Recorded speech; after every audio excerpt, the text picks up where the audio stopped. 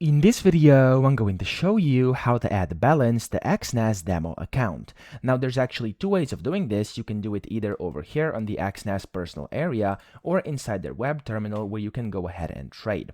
Now, first, inside the personal area, click on My Accounts, top left, and then switch to the Demo tab. Here, you want to select the account you would like to add balance to. For example, this one. You want to click on Set Balance, and here you want to just type in how much you'd like to add. So from 1,000 euros, I'm going to put to 2,000 euros, and I'm going to click on Set Balance. And there we go. This has been updated. If it doesn't update right away, you can go ahead and refresh the website and it's going to show the updated balance.